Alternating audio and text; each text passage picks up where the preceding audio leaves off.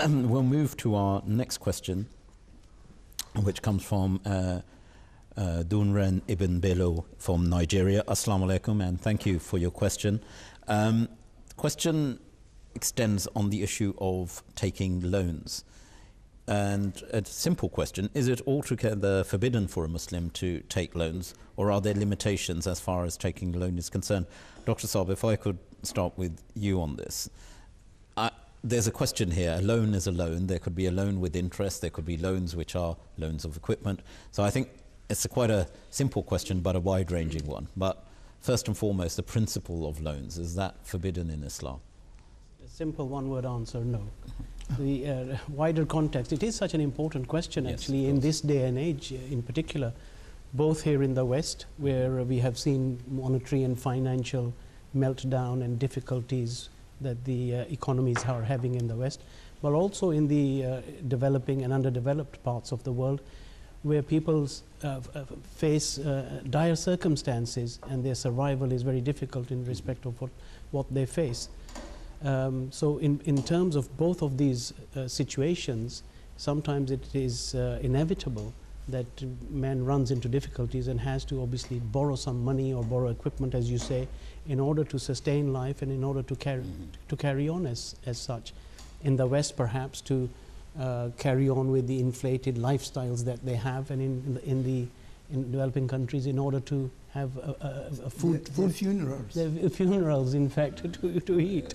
Stark contrast. But I think the background to that is also so important from an Islamic viewpoint, is as far as your living and your means of living are concerned, that Islam recognizes that you must always live within the means that are at your disposal, so that you must not copy the Joneses and have these inflated ideas of luxury and what life is. That is the most important aspect of our financial dealings that we must always have in the background. But as far as loans are concerned, man needs loans, and often they are from family members, from the community at large, or sometimes from institutions where their money is loaned and we borrow money. In all aspects, that is important. Also, the Holy Prophet ﷺ has actually extensively discussed this subject and has said that actually the giving of a loan is like charity. So actually, if you look at it from that angle, then the person who is giving the loan is actually carrying out a very meritorious act, that he is actually helping someone, and God looks upon that as a form of charity. But at the same time, the Holy Prophet ﷺ has stressed upon the repayment of that loan, because he says that it is a worry at night and an embarrassment during the day if you are in debt. So that actually encapsulates that it is important not to be in debt if your circumstances allow it, according to these traditions. Looking at the life of the Holy Prophet ﷺ, we know that there were times during his life also where he would require either monetary assistance or assistance of some other nature for the wider community around him, or for the propagation of Islam at that time. And he himself would take out a loan from people who were around him. So from that angle, we can see that yes, taking of a loan is definitely permissible in Islam. The issue with that repayment of the loan, if you look at it from the Holy Prophet ﷺ's angle, is that when he repaid back the loan, he would also always supplement something extra. So that was out of his own choice, that he was repaying back more than what he earned, in order so that the person who had loaned him the money was aware of the meritorious act that they had carried out. We then come to the aspect of present day, or even at that day, is whether one is permitted to take out a loan from an institution which actually charges interest as far as that is concerned. At present day times, we know that we live in a financial world where all economies are based upon this principle of interest being charged and interest being given. So we have no other choice at this time to take out loans which are interest-free in that respect. So therefore, where we do not have that choice, then we are permitted to take out that loan, but keeping within the proviso of Islam, as I have said, number one, to live within your means so that you do not burden yourself with unnecessary loans. And secondly, it is maybe permissible, for instance, here in the West, if you wanted to buy a house, even if it is a house with a one-bedroom house and you had to take out a loan, then for your subsistence, for your existence in that scenario, then it is possible to take out a loan with an interest attached to it just for that. But again, one must keep within one's means that they are able to repay that loan, so that they must actually see what their financial status is, and they must not go for something that they cannot afford, either now or later, so that they must keep within their means and make sure that they're able to afford whatever loan that has been taken out at that time by the person. Jazakallah, Dr. Saab. Jahangir Saab, if I can also briefly come to you on this. In bringing it in today's world, you turn on the television, and it's something I know a lot of people in authority have been wrestling with, is this concept of payday loans, which is almost saying, do you need £500 to tide you over until your next salary or whatever? And if you read the small print, even as it appears very quickly, the APR, the annual percentage rate which is charged, which is in fact the true rate of interest, is an extortionate. We're not talking hundreds, we're talking thousands of % of interest. Yet this prevails. And coming back to the parameters, which I know our questioner also asked and Dr. Saab's mentioned, this is troubles a lot of people. They get themselves into these big holes of financial. But I mean, people should educate themselves a little bit more as well on these issues. And there are different types of people lending money out there. Not everybody uses extortionate measures to get money off the vulnerable. There are certain institutions who give loans with very small interest rates. And it could be argued that in certain circumstances you might still find some people who are ready to give you a loan without interest even. But as Dr. Saab had rightly pointed out, the Holy Prophet Muhammad also used to incur, have to go for loans sometimes, but he also used to pay back more than what he got. Now this shouldn't be confused with interest, because it's solely dependent on the person who's paying back the loan to decide what they would feel is right and just to give to the person, because of course when somebody gives you a loan in money, the value of the money is going to change. By the time the person receives it on the other end, it will have changed. It can be argued that if he had kept the money, of course, the money still would have had less value anyway, but as a gesture of goodwill, because the person was deprived from using that money for that period of time that it was in somebody else's pocket, the one who took it should give something else. So I think people should try to go on the market and search the market to find out where they could get these loans from. But again, they should also be wise to the fact that if they are incurring a loan which is going to be taking money out of their future earnings, they should be very wary as well and not go for loans for things which are items of luxury. They should go for things which are necessities. We know, for example, as Dr. Saab has rightly pointed out, that the Holy Prophet Muhammad sometimes used to need to borrow money for different things or borrow things. But even for his own personal needs, for the very basic needs, I have, for example, if anyone is interested to go to the Sahih al-Bukhari, in volume 3, book 41, there were several hadith there which speak of the loans which the Prophet ﷺ used to have to take. And in one, we find a hadith narrated by Al-Amash.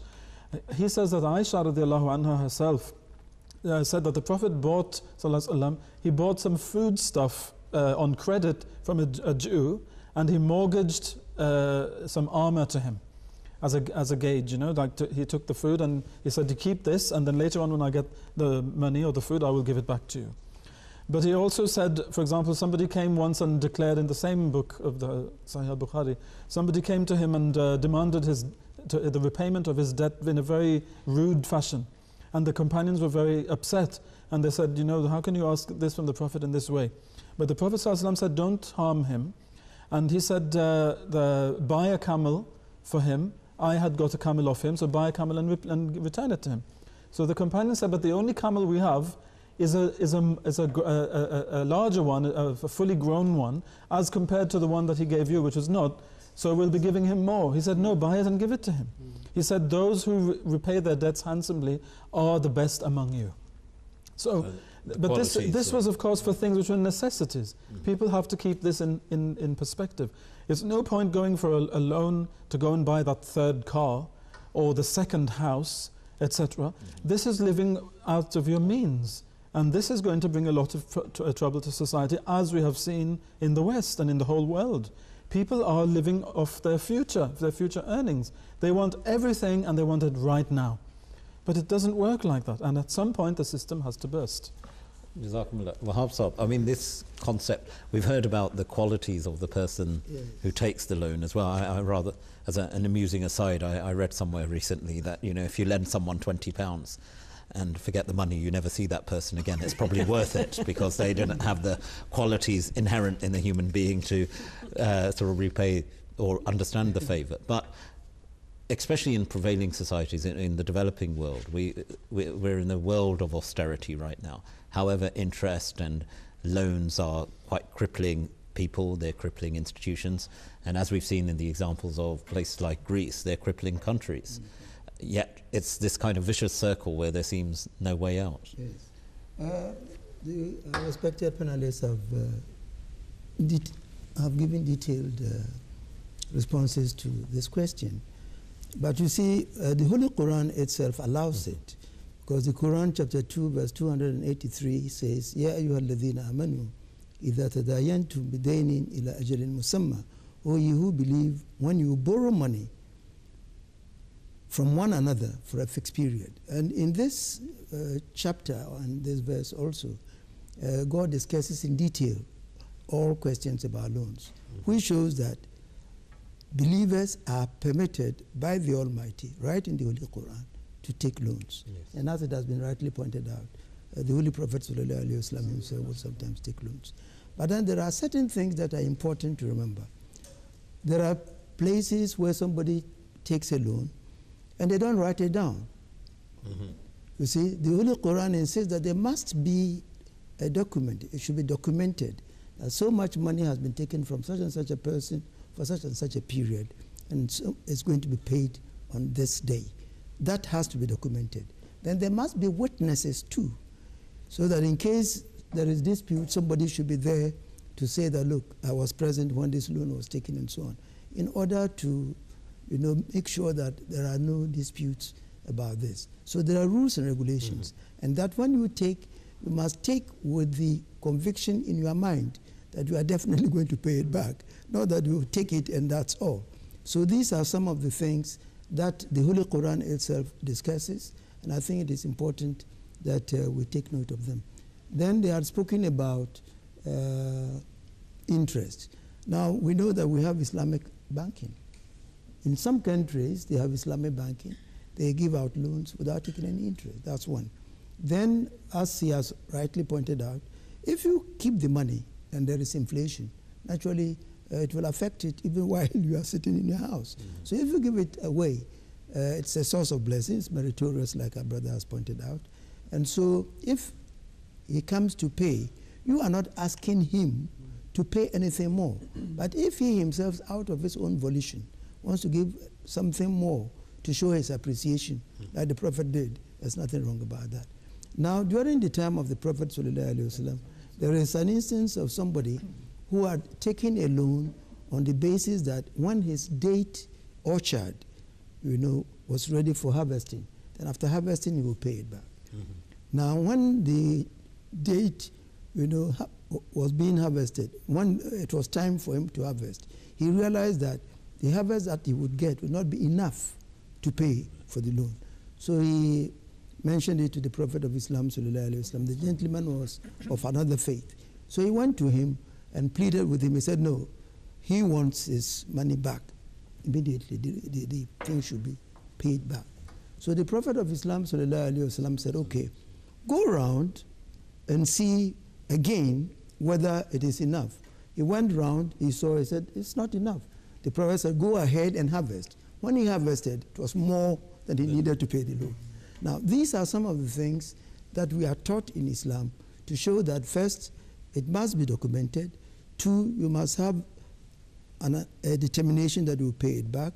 Third, if you want to pay, God himself will show the way of paying back so that everybody is satisfied from all angles. Jazakallah, gentlemen.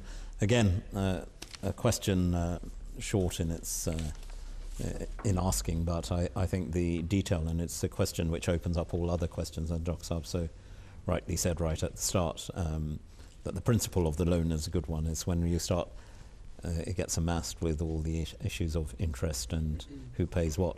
But we'll move on. Jazakumullah, gentlemen, and thank you for your question as well.